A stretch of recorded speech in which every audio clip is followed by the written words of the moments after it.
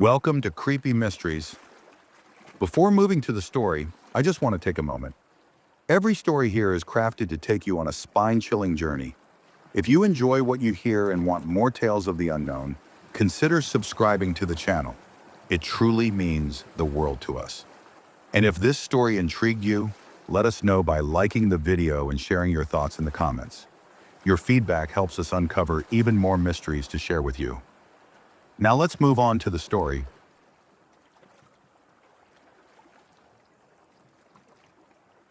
About 3 years ago, my two friends, Matt and Tyler, and I decided to go on a weekend hiking trip in a remote mountain range out west.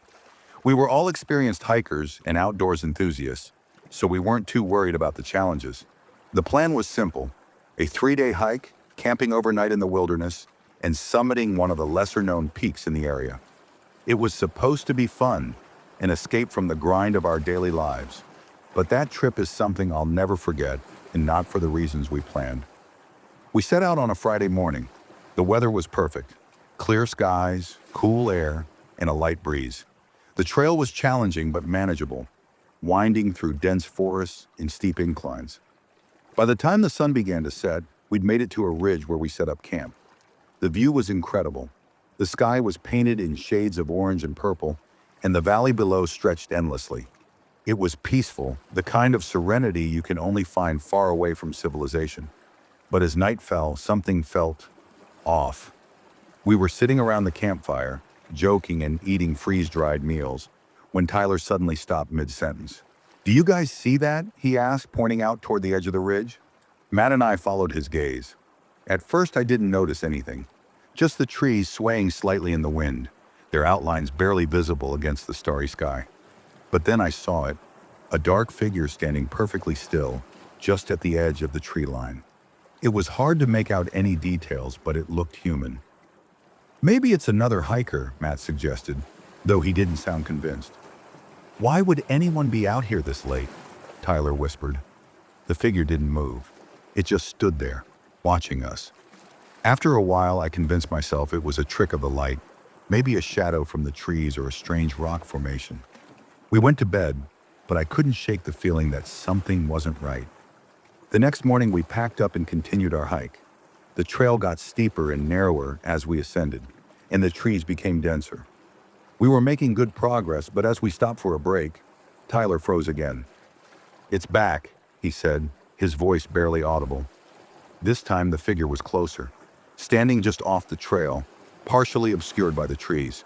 It was the same shape, tall, motionless, and unsettlingly silent. "Okay, what the hell is that?" Matt said, his voice rising. I yelled out, "Hey, do you need help?" No response. The figure didn't even flinch. It just stood there, as if it was waiting for something. After a few minutes, we decided to keep moving, trying to shake off the unease. But as we hiked, I couldn't help but glance over my shoulder every few minutes. By the time we reached the second ridge where we planned to camp, we were all on edge. The figure hadn't followed us, or at least we hadn't seen it again. The sun was setting, and the mountain shadows stretched long and dark across the valley. We set up our tents quickly, trying to focus on anything but the unsettling encounter. That night was worse. Around 2 a.m., I woke up to the sound of crunching snow. It was faint but distinct. Slow, deliberate footsteps circling our campsite. My heart pounded as I lay perfectly still, listening. The steps stopped for a moment, and then I heard them again, this time closer to my tent. I mustered the courage to unzip my tent, just a fraction, enough to peek out. What I saw chilled me to the bone. The figure was standing at the edge of our campsite, illuminated by the dying embers of the fire. It was tall, impossibly tall, with limbs that seemed unnaturally long. Its face, or where its face should have been, was shrouded in shadow, but I could feel its gaze on me. I quickly zipped the tent back up and whispered to Tyler and Matt to wake up. They both scrambled out of their tents, and when they saw the figure, they froze. "We need to go," Tyler said, his voice trembling. We packed up in record time, barely speaking. As we descended the mountain trail in the pitch-black night, the figure followed us. It never got too close, but it was always there, lingering just at the edge of the tree line. At one point, Matt turned around and shined his flashlight directly at it. The beam of light hit the figure, and for the first time, we got a clear look. It wasn't human. Its limbs were too long, its movements too fluid, and its face, or lack thereof, was a smooth, featureless void. We didn't stop running until we reached the base of the mountain. By the time we got to the parking lot, the sun was beginning to rise. We looked back toward the trailhead, but there was no sign of the figure. To this day, I don't know what we saw on that mountain, but I know one thing. It wasn't human, and whatever it was, it wanted us to know we weren't alone. I haven't been hiking since.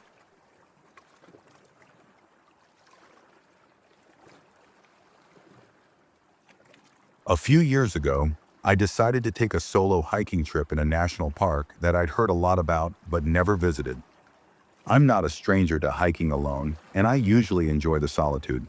There's something peaceful about being out in nature, away from the noise of the world. The park I chose wasn't as popular as others, but that was part of the appeal. It was remote, vast, and supposedly home to some of the most beautiful, untouched landscapes in the region. I had mapped out a route that included a well-known loop trail with scenic overlooks and planned to camp overnight near a small lake. The first few hours were perfect. The trail was quiet, the weather was cool, and the views were as breathtaking as I'd hoped. The forest was dense with tall pines and a thick carpet of fallen leaves that muffled my footsteps. Around midday, I reached a fork in the trail. One path continued on the main loop, while the other was narrower and marked by an old, weathered wooden sign that simply read, Ridge Trail. The Ridge Trail wasn't on the map I had, but I figured it was an older, less maintained route. I decided to take it, thinking it might lead to a more secluded viewpoint. It wasn't uncommon for parks to have unofficial trails that locals used, and I was confident in my navigation skills. At first, the trail was easy to follow. It was overgrown but still visible, winding up through the trees toward higher ground. As I climbed, the air grew colder, and the forest grew quieter. The sounds of birds and rustling leaves faded until all I could hear was the crunch of my boots on the dirt path. About an hour in, the trail started to change.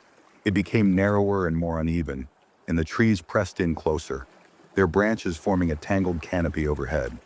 The light filtered through in strange patterns, and I couldn't shake the feeling that the woods were darker than they should have been for the time of day. Then I noticed something strange. The trail ahead seemed different. The dirt path I'd been following was suddenly replaced by a faint, rocky strip that barely looked like a trail at all. There were no footprints, no signs of recent use.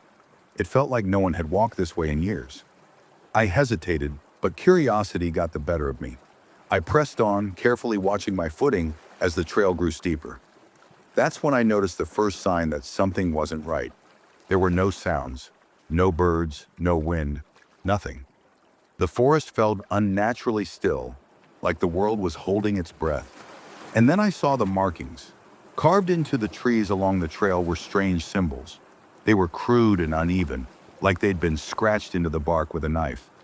At first I thought they were just random marks, but as I continued, I realized they formed a pattern.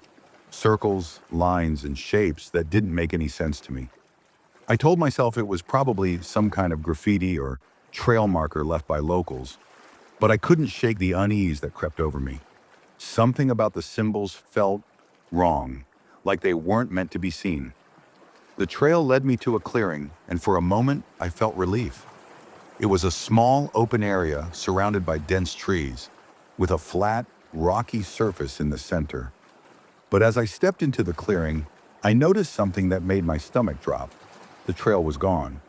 The path I'd been following disappeared completely, as if it had never existed. I turned around expecting to see the way I'd come, but there was nothing, just more trees. The trail, the symbols, everything was gone.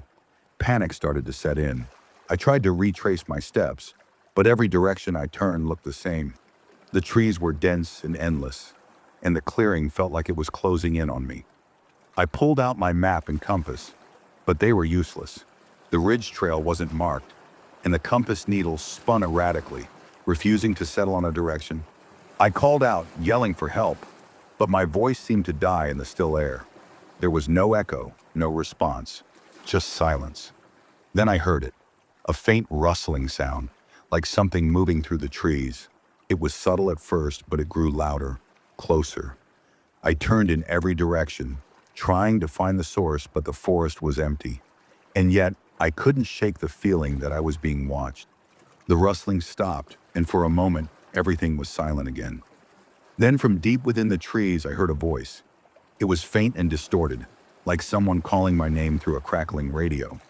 But it wasn't a voice I recognized. "Come back," it whispered. I froze. The voice repeated louder this time. "Come back." It wasn't pleading, it was commanding. I ran. I don't know how long I ran, or in which direction. I just wanted to get away from that clearing, from whatever was in those woods. The trees blurred past me, and the air grew colder with every step. My breath came in ragged gasps, and my legs ached, but I didn't stop. Eventually, I stumbled out of the forest and onto a familiar trail, the main loop I'd left hours earlier. The sunlight was brighter, and the sounds of the forest returned as if someone had flipped a switch. I didn't stop until I reached my car. To this day, I don't know what I experienced on that trail. I've tried to find the ridge trail on maps and online forums, but there's no record of it. I even went back to the park once, staying strictly on the main trails, but I couldn't find the fork where I'd turned off. It's like the trail never existed, and maybe it didn't. All I know is that something was out there in those woods, and it didn't want me to leave. That's for today from Creepy Mysteries. Hope you enjoyed the stories. If you enjoyed the stories and want more tales that send chills down your spine, don't forget to hit the like button and subscribe to the channel. Turn on the notification bell so you never miss a new upload. And remember, the scariest stories are often the ones that feel a little too real. Until next time, stay safe and stay in the light.